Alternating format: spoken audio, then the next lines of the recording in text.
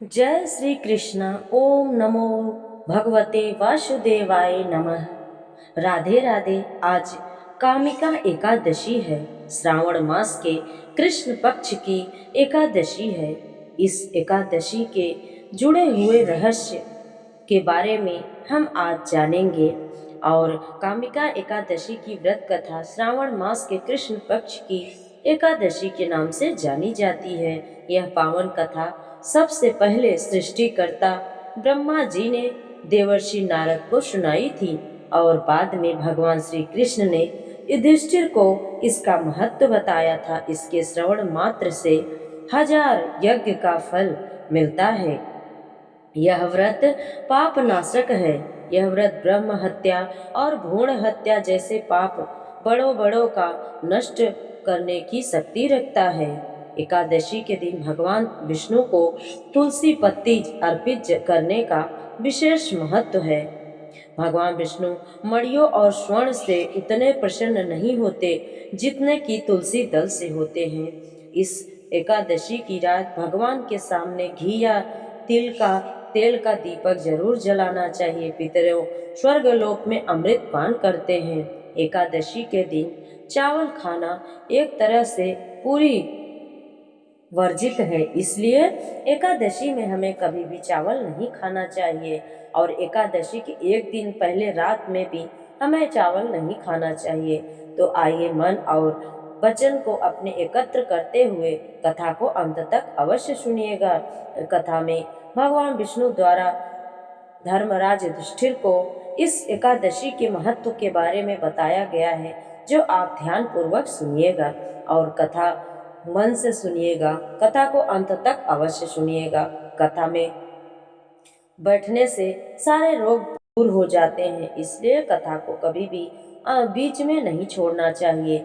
आइए हाथ जोड़कर भगवान विष्णु का स्मरण करते हुए एकादशी व्रत की कथा सुनते हैं। प्रेम से बोलिए विष्णु भगवान की जय, माता लक्ष्मी की जय, एकादशी माता की जय। एक बार अर्जुन ने कहा, हे प्रभु, मैंने आषाढ़ मास के शुक्ल पक्ष की देवशयनी एकादशी का सुविस्तार वर्णन सुना है। अब आप मुझे श्रावण मास के कृष्ण पक्ष की एकादशी की कथा सुनाने की कृपा करें। इस एकादशी का नाम क्या है, इसकी विधि क्या है और इसमें किस देवता का पूजा होता है? इसका उपवास करने से मनुष्य को किस फल की प्राप्ति होती है? भगवान श्री कृष्ण ने कहा, हे श्रेष्ठ धनुधर, मैं श्रावण माह की पवित्र एकादशी की कथा सुनाता हूँ। ध्यान पूर्वक आप श्रवण करो। एक बार इस एकादशी की पावन कथा को भीष्म पिता ने लोकहित के लिए नारद जी से कहा था।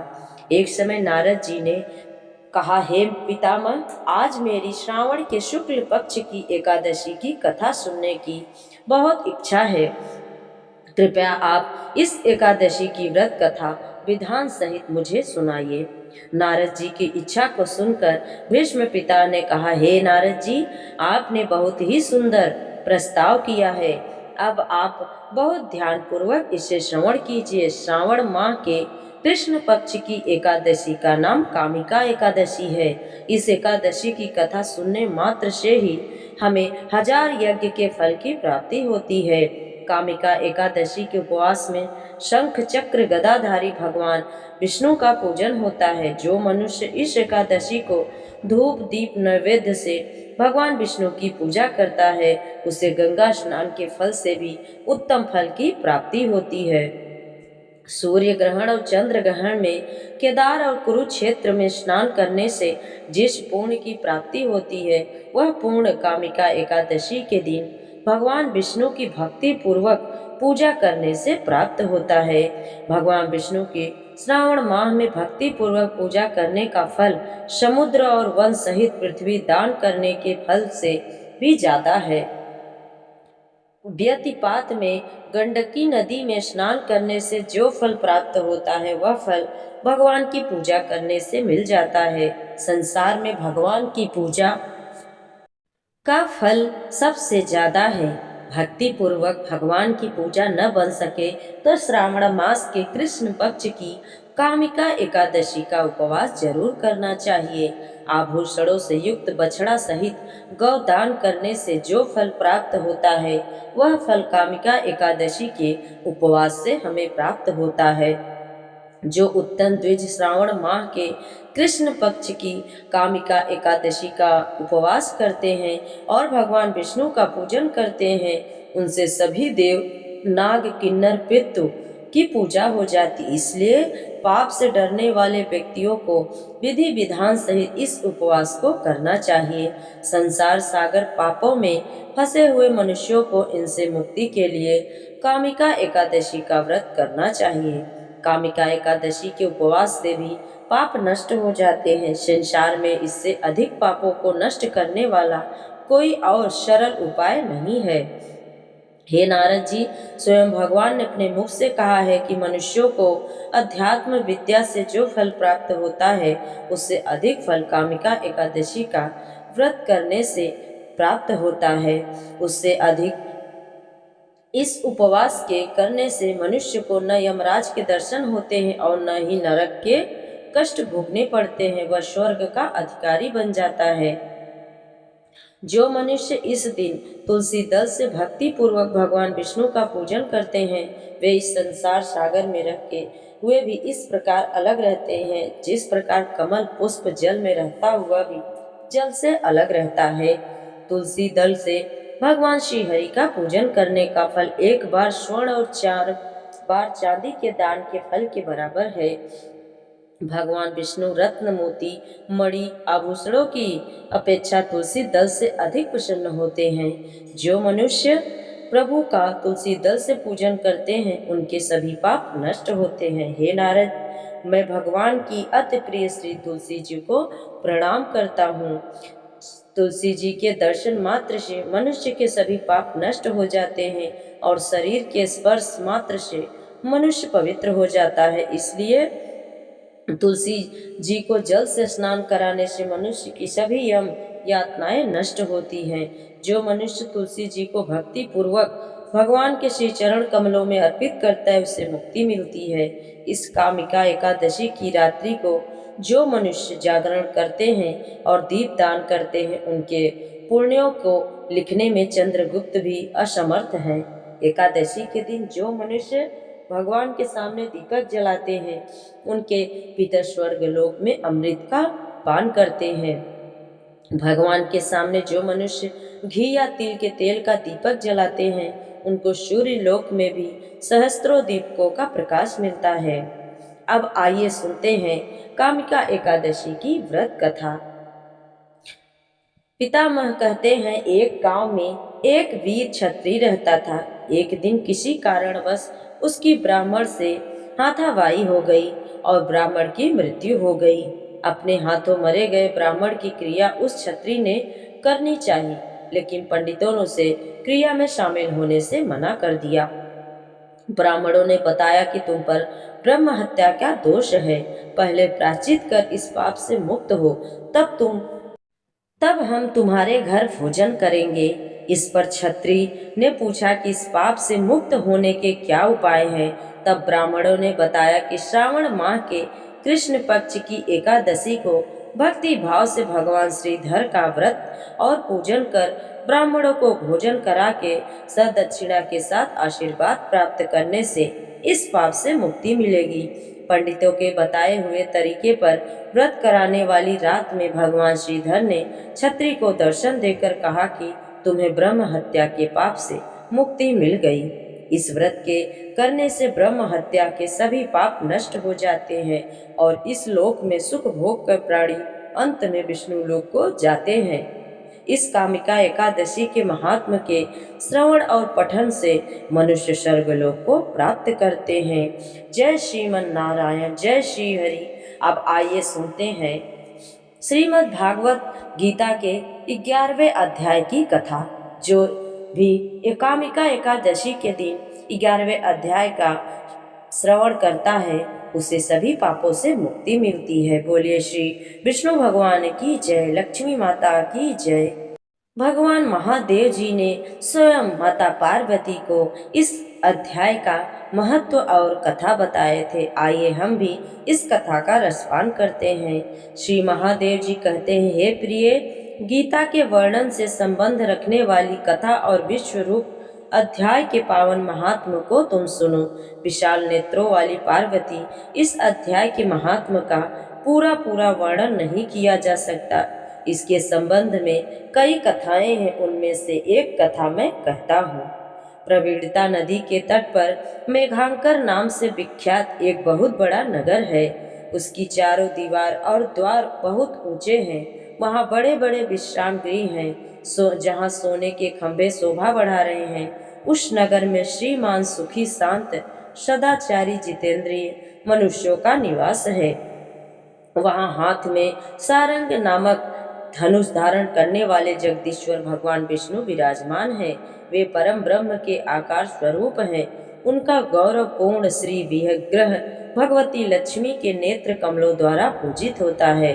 भगवान की वह झांकी वामन अवतार की है। मेघ के समान उनका श्याम वर्ण कोमल आकृति है।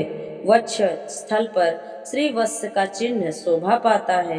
वे कमल और वनमाला से सुशोभित है। अनेक प्रकार के आभूषणों से सुशोभित हो भगवान वामन रत्न से युक्त समुद्र के सदृश जान पड़ते हैं। पीतांबर से उनके श्याम विग्रह की क्रांति ऐसी प्रतीत होती है मानो चमकती हुई बिजली से घिरा हुआ मेघ शोभा हो रहा हो। उन भगवान वामन का दर्शन करने जीव जन्म और संसार के बंधन से मुक्त हो जाता है। उस नगर में मेखला नामक महान तीर्थ है, जिसमें मनुष्य स्नान करके शाश्वत वैकुंठ धाम को प्राप्त होता है। वहाँ जगत के स्वामी करुणा के सागर भगवान नृसिंह का दर्शन करने से मनुष्य के 7 जन्मों के किए हुए घोर पाप से छुटकारा पाता है। जो मनुष्य मेखला में गणेश जी का दर्शन करता है वह सदा दुष्तर विघ्नों से पार हो जाता है। उसी मेघंकर नगर में एक श्रेष्ठ ब्राह्मण थे, जो ब्रह्मचर्य परायण, ममता और अहंकार से रहित, वेद शास्त्रों में प्रवीण, जितेंद्रिय भगवान वासुदेव के शरणागत थे। उनका नाम सुनंद था। प्रिय, वे सारंग धनुष धारण करने वाले भगवान के पास गीता के 11वें अध्याय विश्व रूप दर्शन का पाठ किया करते थे। उस अध्याय के प्रभाव से उन्हें ब्रह्म ज्ञान की प्राप्ति हो गई थी। परमानंद संदोह से पूर्ण उत्तम ज्ञानमयी समाधि के द्वारा इंद्रियों के अंतमुख हो जाने के कारण वे निश्चल स्थिति को प्राप्त हो गए थे और सदा जीवन मुक्त योगी की स्थिति में रहते थे। एक समय जब बृहस्पति सिंह रास पर स्थित थे, महायोगी सुनंद ने गोदावरी तीर्थ की यात्रा आरंभ की। बिरज तीर्थ, तारा तीर्थ, कपिला संगम, अष्ट तीर्थ, कपिला द्वार, नरसिंह वन, अंबिकापुरी, करस्थानपुर क्षेत्रों में स्नान और दर्शन करते हुए विवाद मंडप नामक नगर में आए। वहां उन्होंने प्रत्येक घर में जाकर अपने ठहरने के लिए स्थान मांगा, परंतु किसी ने भी उन्हें स्थान नहीं दिया। गांव में सबके अंत में मुखिया ने उन्हें बहुत बड़ी धर्मशाला दिखा दी। ब्राह्मण ने साथियों सहित उसके भीतर जाकर रात में निवास किया और सवेरा होने पर उन्होंने अपने को तो धर्मशाला के बाहर पाया, किंतु उनके और साथी नहीं दिखाई दिए। वे उन्हें खोजने के लिए चले। इतने में उनकी भेंट मुखिया से हो गई। मुखिया ने कहा, मुनि श्रेष्ठ, तुम सब प्रकार से दीर्घायु जान पड़ते हो। सौभाग्यशाली पूर्णवान पुरुषों में तुम सबसे पवित्र हो। तुम्हारे साथी कहाँ गए? कैसे इस भवन से बाहर हुए? इसका पता लगाओ। मैं तुम्हारे सामने इतना ही कहता हूँ कि तुम्हारे जैसा तेजस्वी मुझे दूसरा कोई नहीं दिखाई देता। प्रियवर, तुम्हें किस महामंत्र का ज्ञान है? किस विद्या का आश्रय लेते हो? किस देवता की दया से तुम्हें अलौकिक शक्ति प्रदान हो गई है? ब्राह्मण देव, कृपा करके इस गांव में रहो। मैं तुम्हारी सब प्रकार से सेवा शुश्रूषा करूंगा। यह कहकर मुखिया ने मुनीश्वर सुनंद को अपने गांव में ठहरा लिया। वह दिन रात मुखिया बड़ी भक्ति और सेवा करने लगा। जब 7-8 दिन बीत गए, तब एक दिन जब सुबह हुआ, आकर वह बहुत दुखी हुआ और बोला, महात्मा जी, आज रात में राक्षस ने मेरे बेटे को खा गया। मेरा पुत्र बड़ा ही गुणवान और भक्तिमान था। सुनंद ने पूछा, कहाँ है वह राक्षस और किस प्रकार उसने तुम्हारे पुत्र का भक्षण किया? मुखिया बोला, ब्राह्मण देव, इस नगर में एक बड़ा भयंकर नरभक्षी राक्षस रहता है। वह प्रतिदिन आकर इस नगर में मनुष्यों को खा लिया करता है। एक दिन समस्त नगर वासियों ने मिलकर उससे प्रार्थना की, राक्षस, तुम हम सब लोगों की रक्षा करो, हम तुम्हारे लिए भोजन की व्यवस्था किए देते हैं। यहाँ बाहर के जो पथिक रात में आकर नींद लेंगे, उनको खा जाना। इस प्रकार नागरिक मनुष्यों ने गांव के मुखिया द्वारा इस धर्मशाला में भेजे हुए पथिकों को ही राक्षस का आहार निश्चय किया। अपने प्राणों की रक्षा करने के लिए उन्हें ऐसा करना पड़ा। आप भी अन्य राहगीरों के साथ इस घर में आकर सोए थे, लेकिन राक्षस ने उन सबको तो खा लिया, केवल तुम्हें छोड़ दिया। हे ब्राह्मण श्रेष्ठ, तुमने ऐसा क्या प्रभाव है, इस बात को तुम ही जानते हो। इस समय मेरे पुत्र का एक मित्र आया था, मैं उसे पहचान न सका। वह मेरे पुत्र को बहुत ही प्रिय था, लेकिन राहगीरों ने के साथ उसे भी उसी में धर्मशाला में भेज दिया गया। मेरे पुत्र ने जब सुना कि मेरा मित्र भी उसमें प्रवेश कर गया, तो वह उसे वहां से ले आने के लिए गया, लेकिन राक्षस ने उसे भी खा लिया। आज सवेरे मैंने बहुत दुखी होकर उस पिशाच से पूछा, ओ दुष्ट आत्मा, तूने रात में मेरे पुत्र को भी खा लिया।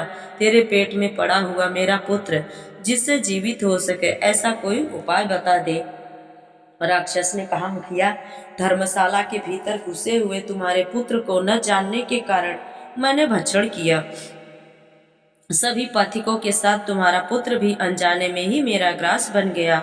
वह मेरे उदर में जिस प्रकार जीवित और रक्षित रह सकता है, वह उपाय स्वयं विधाता ने ही कर दिया है। जो ब्राह्मण सदा गीता के अध्याय 11वें का पाठ करता हो, उसके प्रभाव से मेरी मुक्ति होगी और मरे हुए को फिर से जीवन प्राप्त होगा। यहाँ कोई ब्राह्मण रहते हैं जिनको मैंने एक दिन धर्मशाला से बाहर कर दिया था। वे निरंतर गीता के 11वें अध्याय का जाप किया करते हैं। इस अध्याय के मंत्र से 7 बार अभिमंत्रित करके यदि वे मेरे ऊपर जल का छिड़का दे दे, तो निसंदेह मेरा श्राप से उद्धार हो जाएगा। इस प्रकार उस राक्षस का संदेश पाकर मैं तुम्हारे निकट आया हूँ। ग्रामपाल बोला, हे ब्राह्मण, पहले इस गांव में कोई किसान ब्राह्मण रहता था। एक दिन वह अगहनी के खेत की क्यारियों की रक्षा करने में लगा था। वहां से थोड़ी ही दूर पर एक बड़ा गिद्ध किसी राही को मारकर खा रहा था। उसी समय एक तेजस्वी कहीं से आ निकले, जो उस राही को लिए दूर से ही दया दिखाते आ गए। गिद्ध उस राही को खाकर आकाश में उड़ गया। तब उस तपस्वी ने उस किसान से कहा, ओ दुष्ट हलवाहे, तुम्हें धिक्कार है, तू बड़ा ही कठोर और निर्दयी है। तुम्हारे द्वारा दूसरे की रक्षा नहीं कर सकता कोई, तो मुंह मोड़कर केवल पेट पालने के धंधे में लगा है। तेरा जीवन नष्ट प्राय है। अरे, शक्ति होते हुए भी जो चोर दाढ़ वाले जीव, सर्प, शत्रु, अग्नि, विष, जल, गिद्ध, राक्षस, भूत, बेताल के द्वारा घायल हुए मनुष्यों की अपेक्षा करता है, वह उनके वध का फल पाता है। जो शक्तिशाली होकर भी चोर के चंगुल में फंसे हुए ब्राह्मण को छुड़ाने की चेष्टा नहीं करता, वह घोर नरक में पड़ता है। वह फिर भेड़िए की योनि में जन्म लेता है। जो वन में मारे जाते हुए गिद्ध और व्याघ्र की दृष्टि में पड़े हुए जीव की रक्षा के लिए छोड़ो छोड़ो की पुकार करता है, वह परम गति को प्राप्त होता है। जो मनुष्य कौवा की रक्षा के लिए व्याघ्र, भील, दिष्ट राजाओं के हाथ से मारे जाते हैं, वे भगवान विष्णु के परम पद को प्राप्त होते हैं, जो योगियों के लिए भी दुर्लभ है। सहस्त्राश्वमेघ और 100 वाजपेयी यज्ञ मिलकर शरणागत रक्षा की 16वीं कला के बराबर भी नहीं हो सकते। दीन भयभीत जीव की उपेक्षा करने से पूर्णवान पुरुष भी समय आने पर कुंभी पाक नामक नरक में पकाया जाता है। तूने दुष्ट गिद्ध के द्वारा खाए जाते हुए राही को देखकर उसे बचाने में समर्थ होते हुए भी जो उसकी रक्षा नहीं की, इससे तू निर्दयी जान पड़ता है, तू राक्षस हो जा। हलवाहा बोला, महात्मा, मैं वहां उपस्थित अवश्य था, लेकिन मेरे नेत्र बहुत देर से खेत की रक्षा में लगे थे। पास होने पर भी गिद्ध के द्वारा मारे जाते हुए इस मनुष्य को मैं नहीं देख सका। मुझ दीन पर आपका अनुग्रह करना चाहिए। तपस्वी ब्राह्मण ने कहा, जो प्रतिदिन गीता के 11वें अध्याय का जाप करता है, उस मनुष्य के द्वारा अभिमंत्रित जल जब तुम्हारे मस्तक पर पड़ेगा, उस समय तुम्हें साप से छुटकारा मिलेगा। यह कहकर तपस्वी ब्राह्मण चले गए और वह हलवाहा राक्षस हो गया। हे द्विश्रेष्ठ, तुम चलो और 11वें अध्याय से तीर्थ के जल को अभिमंत्रित करो, फिर अपने ही हाथ से उस राक्षस के मस्तक पर छिड़क दो। मुखिया की यह प्रार्थना सुनकर ब्राह्मण के हृदय में करुणा भर आया। वे बहुत अच्छा कहकर उसके साथ राक्षस से निपटने गए। वे ब्राह्मण योगी, उन्होंने विश्व रूप दर्शन नामक 11वें अध्याय से जल अभिमंत्रित करके उस राक्षस के मस्तक पर डाला। गीता के 11वें अध्याय के प्रभाव से वह श्राप से मुक्त हो गया। उसने राक्षस देह का परित्याग करके चतुर्भुज धारण कर लिया। उसने जिन सहस्त्रों प्राणियों का भक्षण किया था, वे भी शंख चक्र और गदा धारण किए हुए चतुर्भुज हो गए। उसके बाद वे सभी विमान पर सवार हुए। मुखिया ने राक्षस से कहा, निशाचर, मेरा पुत्र कौन है, उसे दिखाओ। उसने ये कहने पर दिव्य बुद्धि वाले राक्षस ने कहा, ये जो तमाल के समान श्याम चार भुजाधारी मणिक के मुकुट से सुशोभित दिव्य मणियों के बने हुए कुंडलों से अलंकृत है, हार पहनने के कारण जिनके कंधे मनोहर प्रतीत होते हैं, जो सोने के भुजबंदों से विभूषित है, कमल के समान नेत्र वाले, हाथ में कमल लिए हुए और दिव्य विमान पर बैठकर देव तत्व के प्राप्त हो चुके हैं, उन्हीं को अपना पुत्र समझो। यह सुनकर मुखिया ने उसी रूप में अपने पुत्र को देखा और उसे अपने घर ले जाना चाहा। यह देख उसका पुत्र हंस पड़ा और इस प्रकार कहने लगा। पुत्र बोला, मुखिया, कई बार तुम भी मेरे पुत्र बन चुके हो। पहले मैं तुम्हारा पुत्र था, किंतु अब देवता हो गया हूँ। इन ब्राह्मण देवता के प्रसाद से वैकुंठ धाम को जाऊंगा। देखो, यह निशाचर भी चतुर्भुज रूप को प्राप्त हो गया। 11वें अध्याय के महात्म से यह सब लोगों के साथ श्री विष्णु धाम को जा रहा है। तुम भी इन ब्रह्मदेव के गीता के 11वें अध्याय को करो और निरंतर उसका जप करते रहो। इसमें संदेह नहीं कि तुम भी ऐसी ही उत्तम गति होगी। हे तात, मनुष्यों के लिए साधु पुरुषों का संग स्वरथा दुर्लभ है, वह भी इस समय तुम्हें प्राप्त है। अपना अभिष्ट सिद्ध करो। धन, लोभ, दान, यज्ञ, तपस्या और पूर्व कर्मों से क्या लेना। विश्व रूप अध्याय के पाठ से ही परम कल्याण की प्राप्ति होती है। सच्चिदानंद स्वरूप श्री कृष्ण नामक ब्रह्म के मुख से कुरुक्षेत्र में अपने मित्र अर्जुन के प्रति जो अमृतमय उपदेश निकला, वही श्री विष्णु का परम तात्विक रूप है। तुम उसी का चिंतन करो। वह मोक्ष के लिए प्रसिद्ध रसायन संसार भय से डरे हुए मनुष्यों की यादि व्याधि का विनाशक, अनेक जन्म के दुखों का नाश करने वाला है। मैं उसके सिवा दूसरे किसी साधन को नहीं देखता, उसी का अभ्यास करो।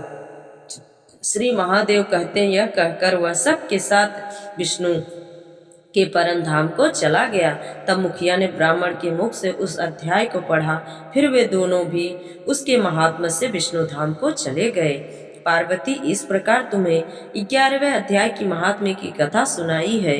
इसके श्रवण मात्र से महान पातकों का नाश हो जाता है। बोलिए विष्णु भगवान की जय, माता लक्ष्मी की जय, महादेव की जय, माता पार्वती की जय। तो आज एकादशी का पावन दिन है, इसलिए कथा को अंत तक अवश्य सुनिएगा। आप सभी को कथा अच्छी लगे तो लाइक, शेयर और चैनल को सब्सक्राइब जरूर करिएगा। कमेंट में जय लक्ष्मी नारायण जरूर लिखिएगा। जय एकादशी माता।